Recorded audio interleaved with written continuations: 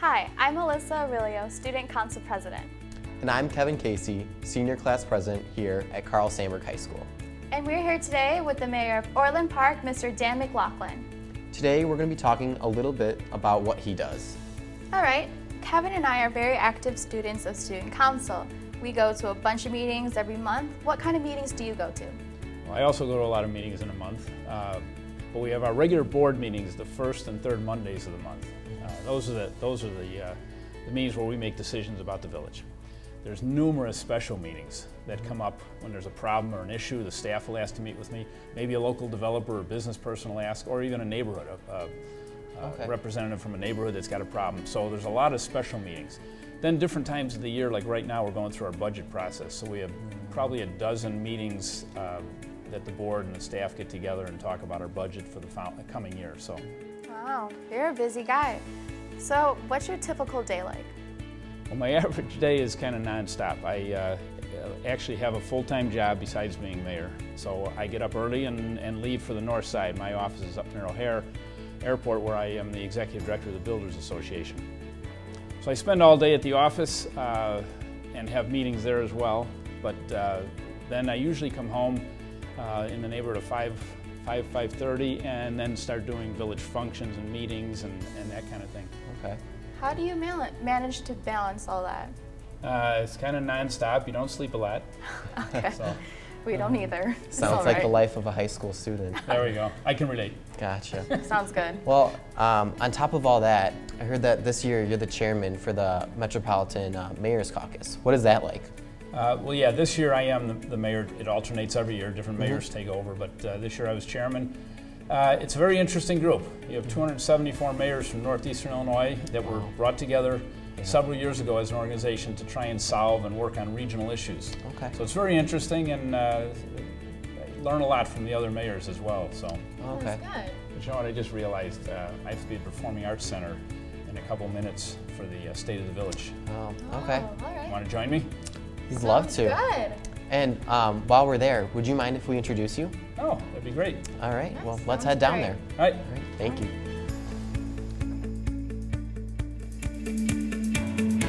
Ladies and gentlemen, welcome to the Carl Sandburg High School Performing Arts Center. Kindly silence all cell phones.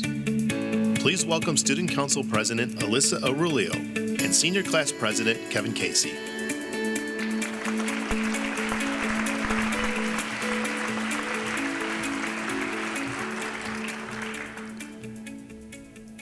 Good evening.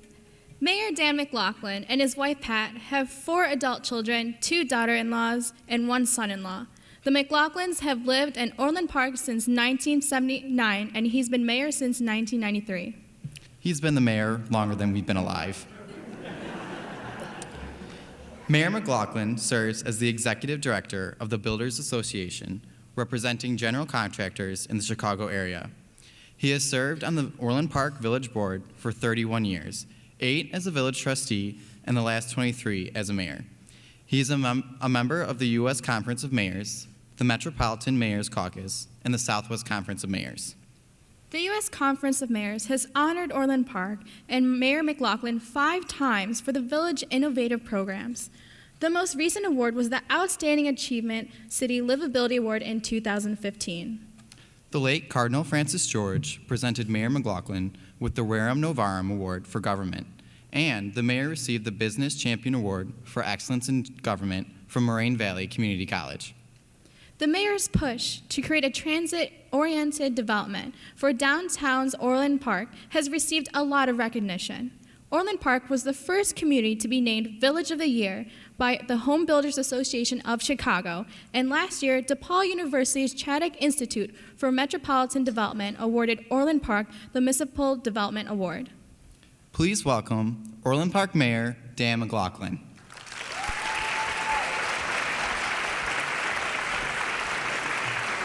Thanks. Thanks. Well, good evening. Please join me in thanking Alyssa and Kevin for being part of our program tonight and getting us started.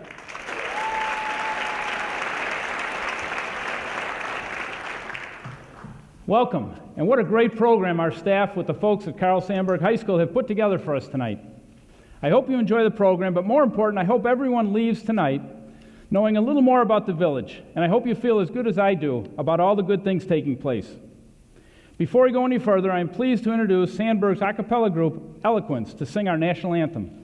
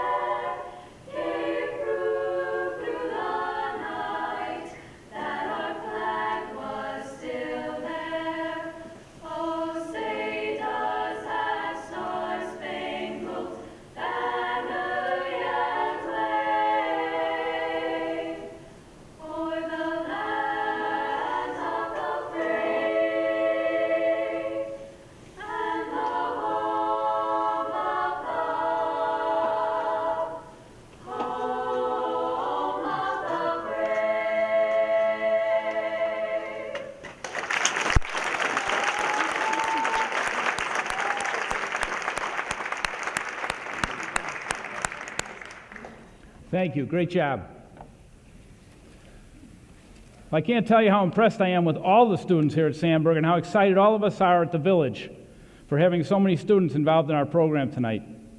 From the student leaders and all the great musicians you heard tonight, the culinary students who did a great job with the hors d'oeuvres, and Eloquence who did a great job tonight like they do every Christmas for us at our Christmas tree lighting ceremony. Thank you to everyone here at Sandburg for helping us make this truly a community event. Before I talk about what's happening in Orland Park, I'd like to mention a few recent items about Sandburg. While Sandburg's own Pat Fitzgerald brought his Wildcats to the Outback Bowl on January 1st, the Sandburg Band made us all proud performing at this year's Sugar Bowl. A number of Sandburg's teams placed at state competitions, but for the first time in the 62-year history of Carl Sandburg High School, the men's cross-country team took the state championship. I'd like to recognize them tonight. Gentlemen,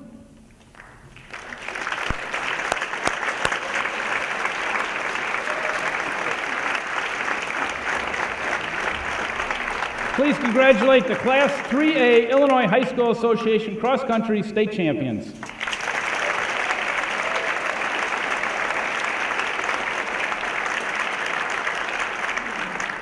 But you know what? I got to get a selfie here.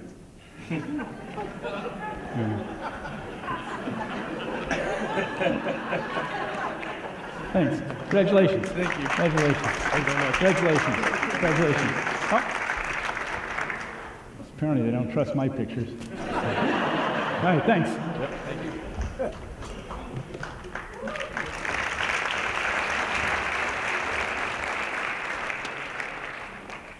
One more source of pride I need to mention. Mike Schofield grew up in Orland Park and played football for the Orland Park Pioneers and here at Sandburg before going to the University of Michigan. Sunday, he spent all afternoon protecting Peyton Manning and is now our first Super Bowl champion. Quite an accomplishment in only his second year as a pro.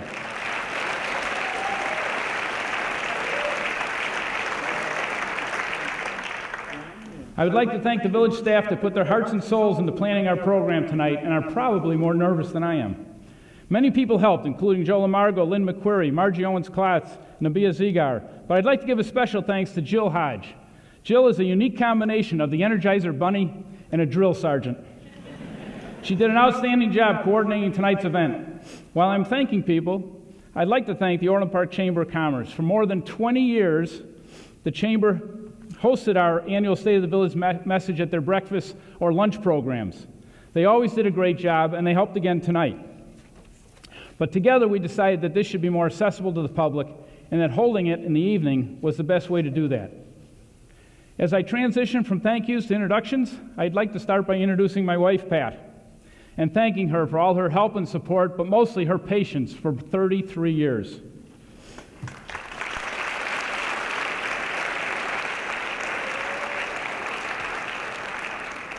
That's 33 years of being on the board. She's really been patient with me for 42 years. I'd also like to thank the rest of my family that's here tonight for coming. Orland Park is a leader in the Chicago area, and that is the product of a great team working together. Much of that team is here tonight, and I'd like to introduce them and ask them to stand and be recognized. Village Clerk John Mahalik.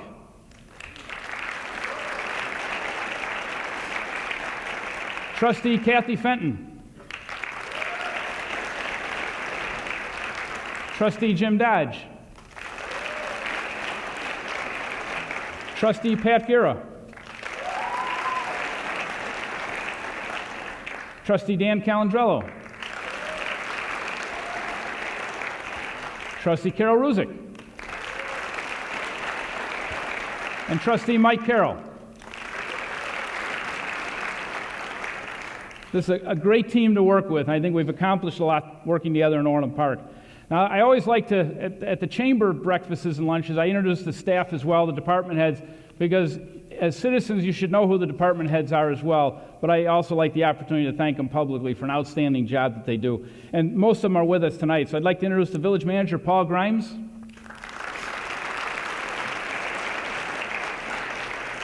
Assistant village manager, Joe Lamargo. Deputy village clerk, Casey Griffin. Police chief, Tim McCarthy. And I believe a lot of his command staff is with us tonight, too. Can you guys stand and just be recognized real quick? Director of Development Services, Carrie Freiling. Director of Infrastructure Maintenance, John Ingram. The Finance Director, Anne Marie Mampy. Human Resources Director, Stefano Przbilski. And I'm not sure, Nancy Flores, Recreation Director. Is Nancy here?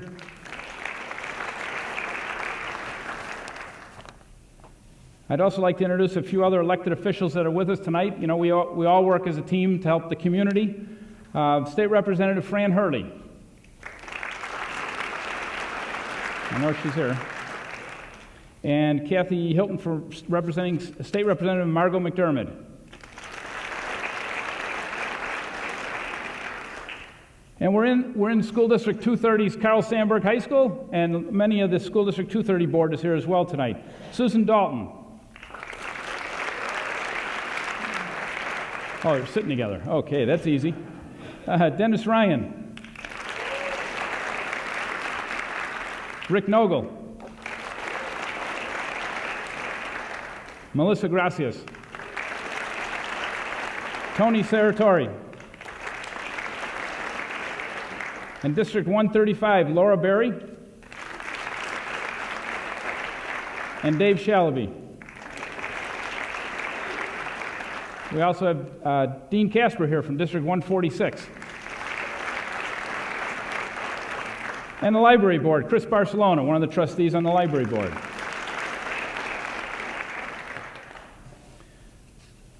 Well, for those of you that have never attended this before, I can tell you that the hardest part of preparing for this is trying to decide how to narrow down what to focus on when there is so much important information, great projects, and achievements from each of our departments. Tonight, I thought I would concentrate on the three areas that I believe matter most to our residents: police issues, finances, and infrastructure. Then I'll briefly touch on our quality of life and some things we were looking at in 2016. I will first say that I feel we have the best police department in the state.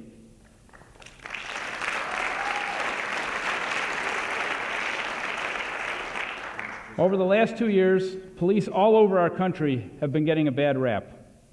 But I can tell you that they have one of the toughest jobs around. And our police get the job done well and with very few complaints. Our crime statistics are positive to begin with, but we are all happy to see that crime went down from 2014 to 2015. More important, I believe, is the positive trend over the last 5 years. While I truly believe we have one of the best police departments in the state, I know the chief would agree that there are a lot of factors that go into keeping our community safe.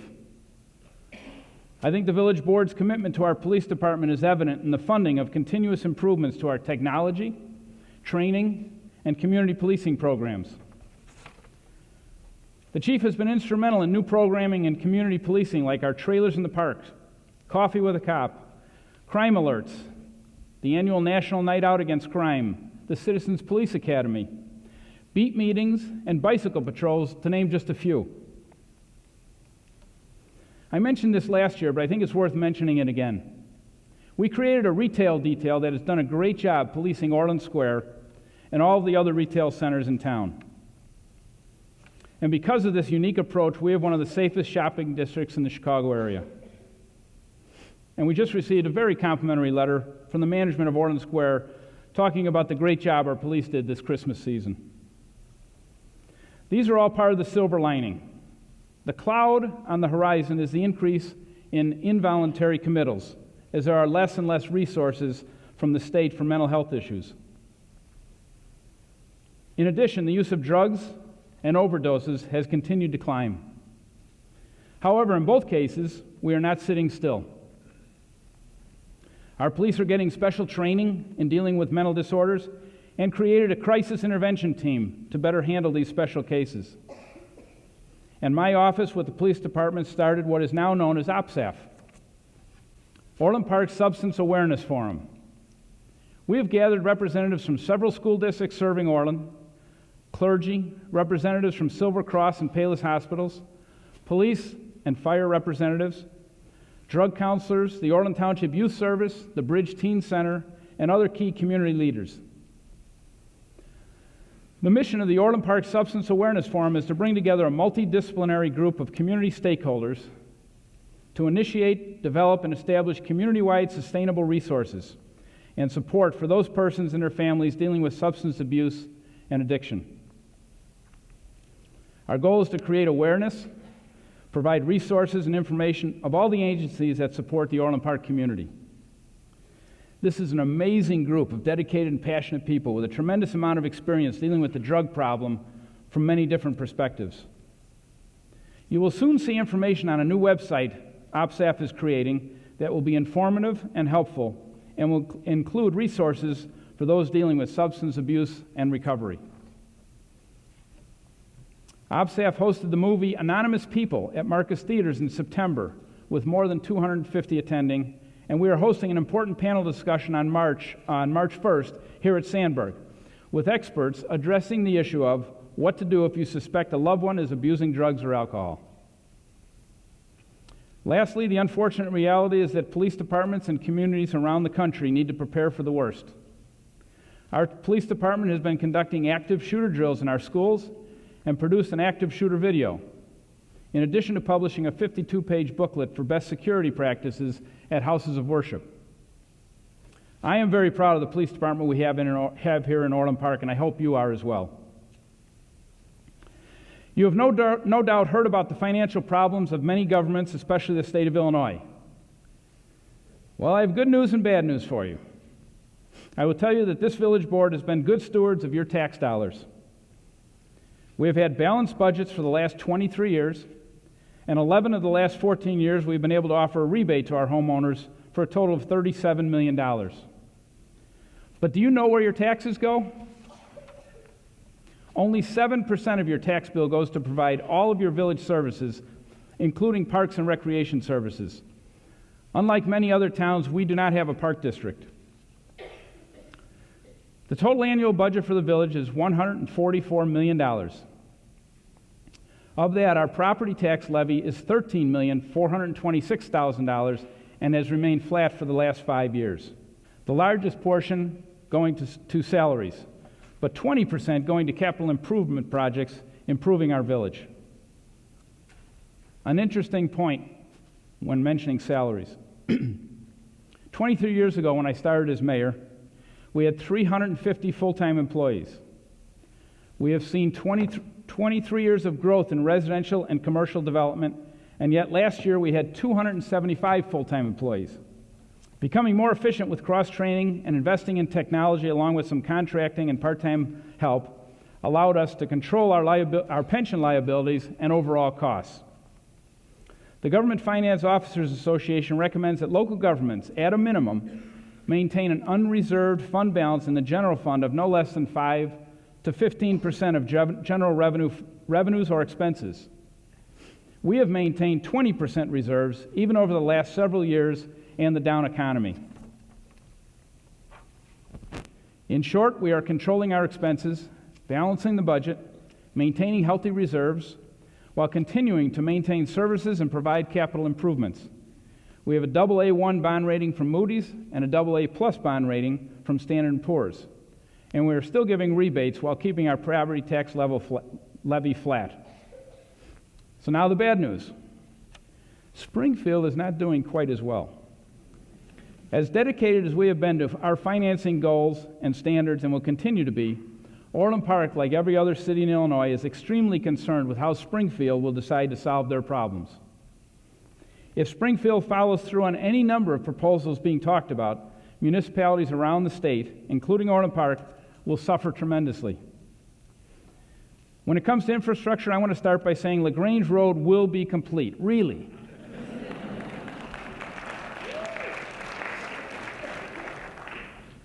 The roadway south of 159th Street is complete, and you can see how well the traffic moves. The remainder of LaGrange Road should be complete in June, with landscaping and cleanup continuing for a little while longer. But that is a $100 million project that has actually gone pretty well. But if you think LaGrange Road has been under construction for many years, you'd be right. Before this project started, the I-80 interchange, including LaGrange Road north from I-80 to 179th Street, 159th and LaGrange Road intersection, and the 143rd and LaGrange Road intersection, in addition to the new viaducts at 140th, were all separate projects that were done one after the other. We have been working to get LaGrange Road improved for 20 years. It has been frustrating, but a long-needed project is about done. In the budget I mentioned earlier, we continue to fund our neighborhood street improvement programs, and we have undertaken more than $5 million in major flood mitigation projects in Maycliff, Parkview, and Catalina. But in addition to a multi-year project of slip-lining our storm sewers, this year we tested a new water main slip-lining process, and it was very successful. The attention we pay to the infrastructure that you don't see saves interruptions in service, problems, and larger expenses later. The Public Works Director gave me 3 pages of accomplishments and projects from last year, some of which I just talked about. I can't mention them all, but there is one more issue I would like to mention. It is a shame, but there was no way around removing nearly 7,000 dying ash trees. This summer we will continue to remove the stumps and plant new trees, but it will take into 2017 to finish the replacement of all those trees. I talked a little about public safety, our finances, and some of our infrastructure projects. We are a safe community, a financially sound community, and a community that has a solid and well-maintained infrastructure. But Orland Park is more than that. Our quality of life makes us a unique community. With 5,600 acres of forest preserve in and around Orland, and we have added almost 700 acres of parks. In addition, our unique open lands program has purchased 329 acres, and I recently had a chance to talk with Bill Kolpak about how it all started. Hi, I'm Bill Kolpak, a senior at Carl Sandburg High School.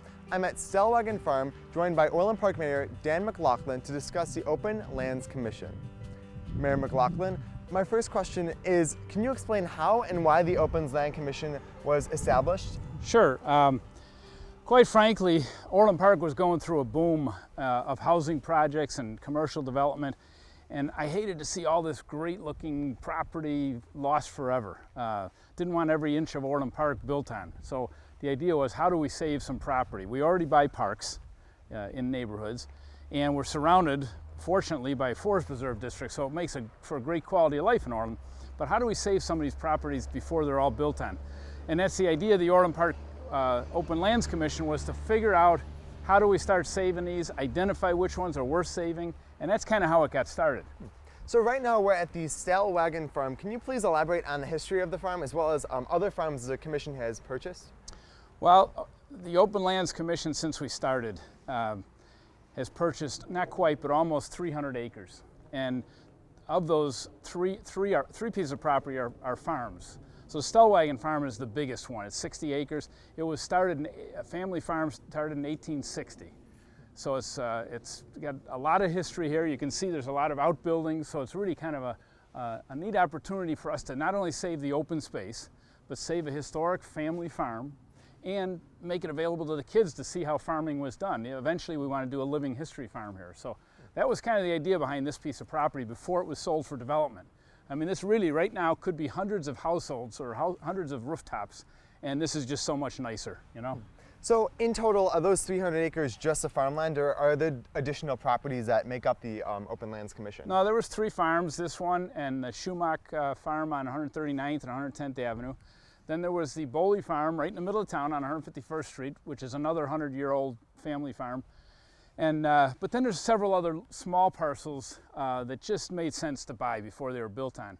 But recently we bought, it was a landscape company that was between Southwest Highway and LaGrange Road, about 140th, I guess. That we are going to turn into a nature center. And not only a nature center to kind of educate people about nature and what's out in Orland Park and how to identify species of plants and animals, but there's also a wetland to the north of the nature center. So the wetland used to attract hundreds of egrets and blue herons. And for the most part, you don't see them as much anymore, not because of construction, but more because their perches have all collapsed. There were all trees that were dead, and as they rotted away and fell, the perches are gone. So one of our goals will be to create and install artificial perches and try and attract those herons and egrets back to Orland. So how is the commission funding all of these projects, and who is contributing to these funds? When we created the Open Lands Commission, we started out by coming up with some sources of funding, like checking off, changing the water bill where people can add a $20, $50 contribution to the Open Lands Commission as part of your water bill check. We also started the Open Lands Golf Outing. So that's an annual golf outing. It's kind of a community event. It's used for education of the Open Lands Fund as well as raising a little bit of money. And we did several other small things. Well, after the first year and a half or so, we felt pretty good. We did $900,000 we raised. We thought, this is pretty good. Until we went to buy our first piece of property and found that you can't buy a lot of property in Orland Park for $900,000. So the next big step we realized we had to do was go to the public and say, if the public feels as strong as we do about open lands and the quality of life in Orland, then we need to do a bond referendum. So we pushed a $20 million bond referendum. We did some coffees in people's homes to explain the value and the benefits. We did a couple of town hall meetings. We put a brochure out that explained it all. And then the referendum question was on the ballot. And the majority of Orland Park residents, and it was a pretty good majority, agreed that a $20 million bond issue to support the open lands purchases was a good idea for Orland Park. So that $20 million we were able to match up with some grants from either the state or federal government to kind of make that $20 million go even a little bit further by applying for matching grants, where we put in some and then they gave us some. So between our small fundraising efforts, the $20 million bond issue, and some grants we were able to apply for, we've been able to accomplish quite a bit. Mayor McLaughlin, thank you. This has been a pleasure hearing about the Open Lands Commission, and it's something that makes our community a very special and enjoyable place to live in. I agree. Thanks.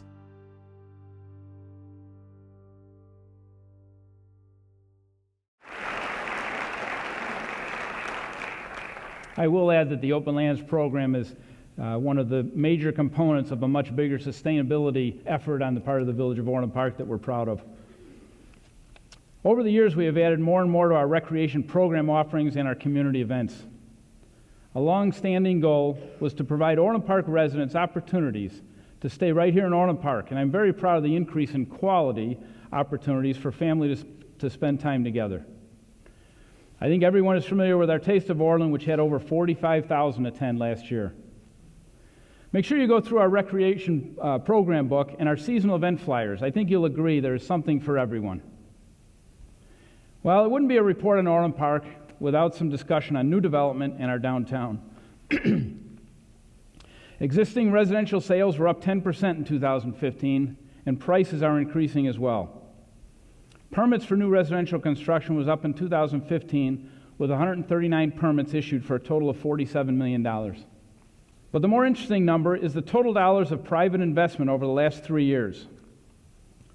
Almost $59 million in 2013 and $58 million in 2014. But last year, $140 million invested in Orland Park in new construction. And downtown continues to be a very attractive draw of its own. Mariano's just opened, and University of Chicago is coming out of the ground with their new medical center. But one of the sweetest new businesses in town is setting records. Hi, my name is Bob Feldman, and this is my wife Beth Feldman, and we're the proud owners of Nothing Bundt Cakes in Orland Park, located at 144th and LaGrange. The reason why we decided to open up in Orland Park starts with the people of Orland Park. They're absolutely fantastic in supporting the local businesses. And we also saw a community that was already great, but wasn't even close to being finished yet. We saw a community that consistently builds and develops to be even better, and we wanted to be a part of it. And we saw that that couldn't happen without tremendous leadership. And that was one of the things that separated Orland Park from everyone else, and that is Mayor McLaughlin. Here's a man who took a small town and converted it into this mecca of all of these businesses, but still somehow managed to keep the small town feel about it. It's absolutely incredible. The second thing that set Orland apart from everywhere else is its Chamber of Commerce. When we first joined the Chamber, it was more like, it's the right thing to do. Boy, were we wrong. Our Chamber is extremely organized.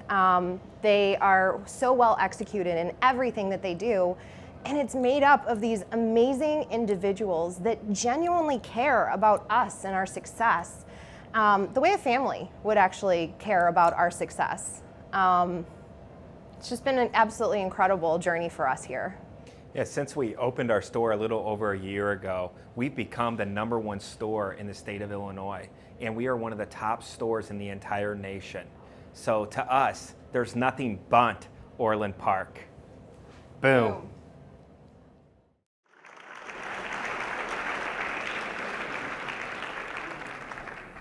I know all of us at the Village are proud of the many businesses that have decided to call Orland Park home. But there really is something special about a business that started here, and after only 10 years, has expanded to 21 locations with one of the largest wine clubs in the country. I'm Tim McHenry, the founder and CEO of Cooper's Hawk Winery and Restaurants, and happy to be speaking with you today about why we chose Orland Park as our location to open up our first winery and restaurant back in October of 2005. So celebrating our 10-year anniversary just this year, we're thrilled that we decided to open up in Orland Park. I grew up in Orland Park from when I was born all the way through college, and have really enjoyed the community, all the people. My family is from Orland Park, and really kind of growing up in the restaurant business as I found other markets and different restaurant concepts thriving in other markets. I thought that Orland Park would be a perfect place to open up what I thought was a very unique concept at the time, being Cooper's Hawk. Still today, 10 years later, Orland Park continues to be our highest revenue restaurant in the company, and we have over 20 restaurants today. So the benefits of opening and operating our business in Orland Park have been immense. First, there's the density and diversity of the community here, which is wonderful. We see in our restaurants all walks of life of people, so that's very rewarding for us. And just a lot of the activities that happen in Orland Park, specifically the concert series that we participate in and the Taste of Orland Park, I think are great examples of how the community really works together and the efforts that both the mayor and the village have done to make it a great place to work and live. There are many other new businesses in town over the last year, one of which is Bob's Discount Furniture, which brings the total square feet of retail furniture space in Orland Park to almost 400,000 square feet. I guess if you can't find it here, you don't need it. Business is booming, and we have one of the lowest vacancy rates in the Chicago area. I could go on, but I hope those areas I covered gives you a little more insight to what is going on in Orland Park. And I remind you that we will again host a live telephone town hall meeting sometime in the spring, and we will get into other issues there. I've said it over and over that Orland Park is a great community. One of the main reasons we have such a great community is because of our residents. We have a very talented, compassionate community, and very excited to be able to honor some of these people tonight. The Village's Art Commission organized the first Orland Park Has Heart art exhibit and contest. I hope you had a chance to look at some of the great pieces of art in the lobby tonight. At this time, I'd like to introduce Carrie Carlson and Lamdota Ansmith from the Arts Commission to announce the winners.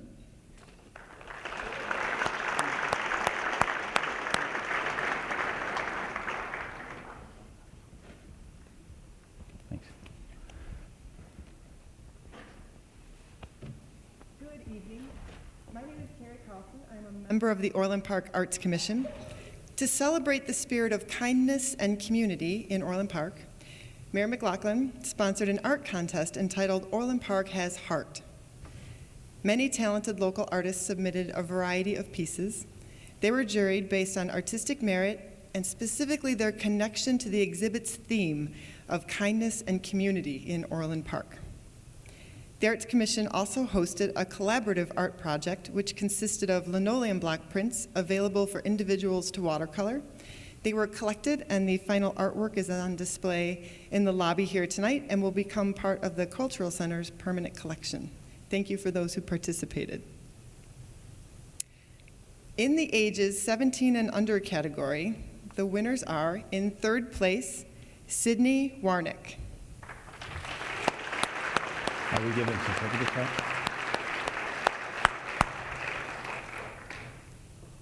In second place, Rebecca Meisner.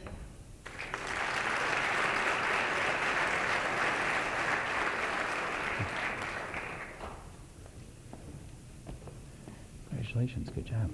Good job. Here, turn around, let me get a picture. Mark? Linda.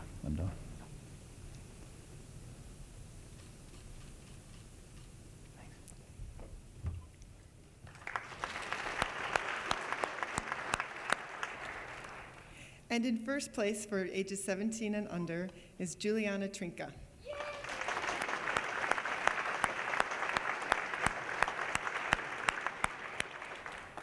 Congratulations. Good job. Congratulations. Thank you very much.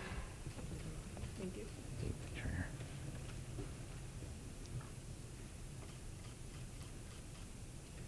Thank you.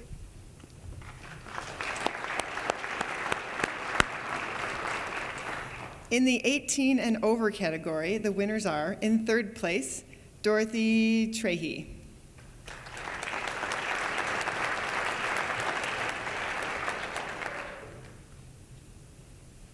In second place, Joe Savitra.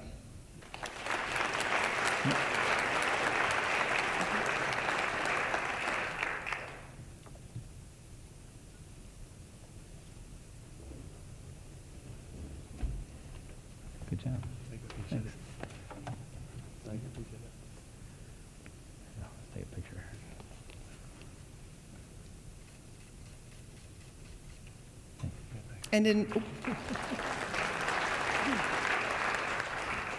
And in first place, Mary Codell Truesdale.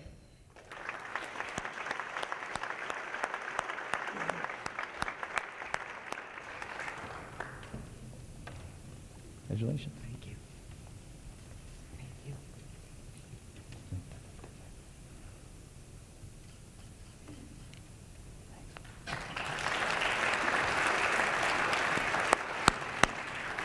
And the People's Choice Award goes to Olivia Good.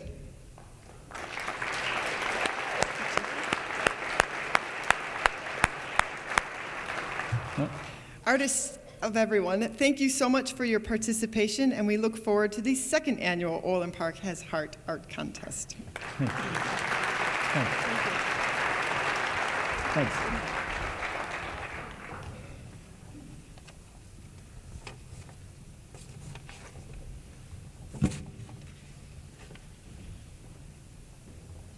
Well, this year we started something new. Orland Park is full of people who work very hard to help others. Ours is a generous community of volunteers who go above and beyond. That is why we created the Orland Park Has Heart Volunteer of the Year Award. We asked for nominations, and the community responded. And we had a panel of judges choose the winner for each category. Tonight we are honoring local people in 3 categories: student, adult, and business. We are going to start with our first ever Business of the Year Award, We have a short video about each of our winners to give you an idea of what these people do for the community.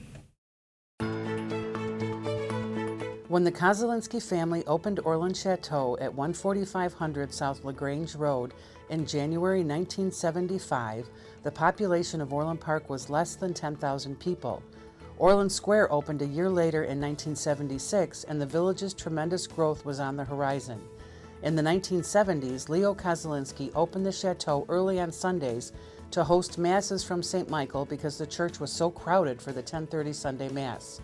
For the last 4 decades, families from throughout the region have held their special events at the Orland Chateau. It has been the chosen location for weddings, showers, fundraisers, award dinners, luncheons, and more. The Orland Chateau has been a location of choice for many civic events, as schools, sports teams, churches, and scouts celebrate at the Chateau, always at a reasonable cost. The next generation of Kozielinskis have continued their family's contributions to the community. Sons Tom and Leonard have hosted the village's annual chef's auction for free for 15 years, adding their generosity for the benefiting organization. And they have hosted countless events for the village's recreation department and other local government agencies for several years at minimal cost.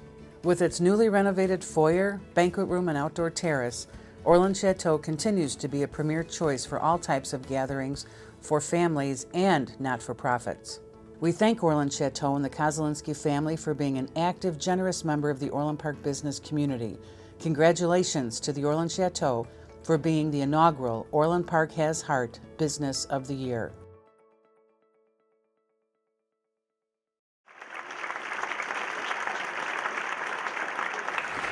Ladies and gentlemen, please welcome the owners of Orland Chateau, Tom and Leonard Kozielinski.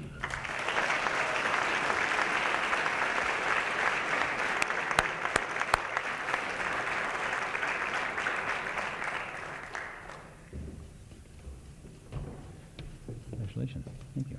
I got a plaque here, so there you go. Thanks. You want us over here for the, there we go. Thanks. I appreciate it.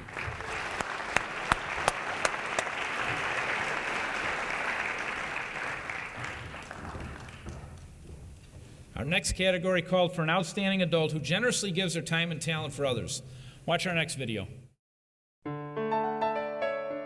Kim and Joe Custer are the co-founders of Oasis for the Visually Impaired.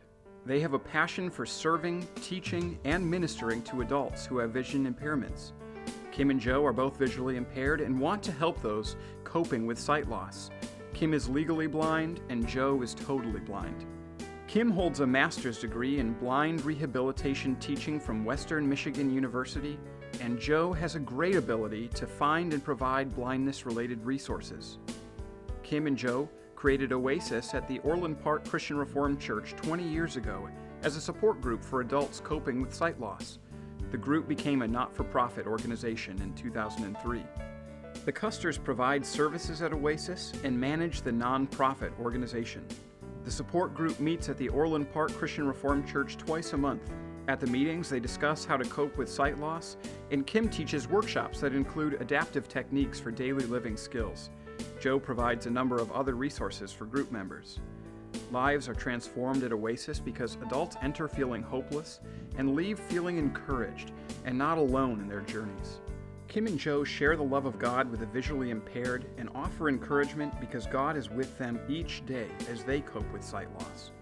The Custers have become a great resource for the visually impaired throughout the region. They've served more than 500 people through their work with Oasis and other organizations. Congratulations and God bless you, Kim and Joe Custer, winners of the Orland Park Has Heart Adult Volunteers of the Year Award.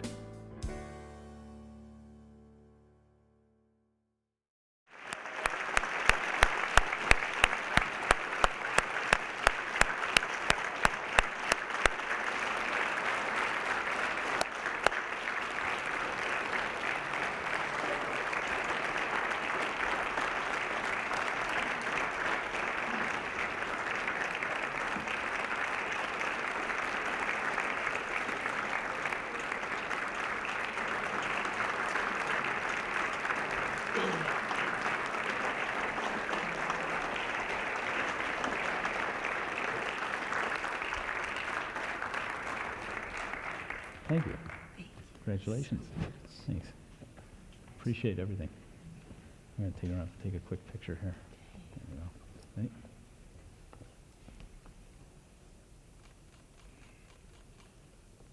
Thank you. Done a great job. Thank you so much. Thanks.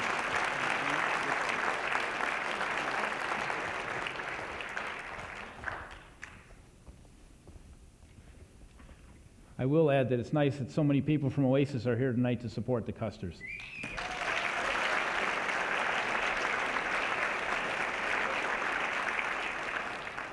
Our final category asks for those under 18 who have gone above and beyond in their service to the community. Let's learn more about this winner.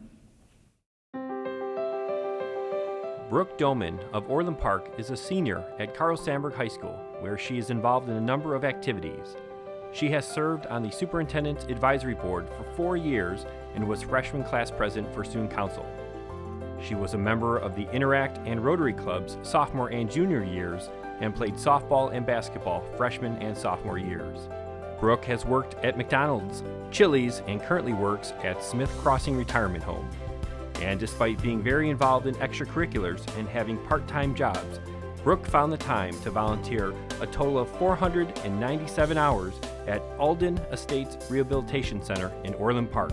There, she worked with the Activities Department, working directly with patients at the facility. She has received the Cook County Sheriff's Medal 3 years in a row. The Sheriff's Medal is awarded to Cook County high school students who volunteered 100 hours or more during the prior school year. This May, Brooke will graduate from Sandburg and looks forward to continuing her education at Miami of Ohio, where she is sure to excel in her chosen major, given her superior work ethic and drive to be involved. Congratulations to Sandburg High School senior Brooke Doman, and thank you for your nearly 500 hours of service to the community. Please recognize Brooke Doman.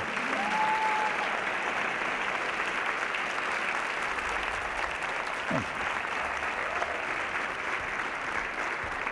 Congratulations. Good job. Let's go take. I want to take a picture here.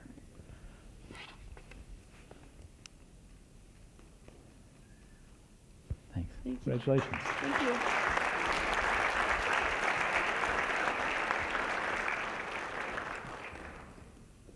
Almost 500 hours donated. Well, I hope you enjoyed tonight's program, and thank you for joining us.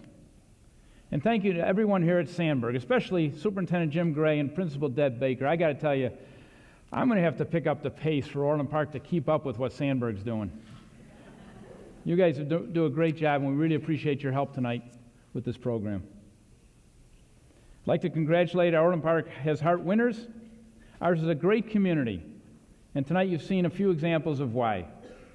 Drive safe, and I hope to see you at some of our great events this year. Thanks for coming.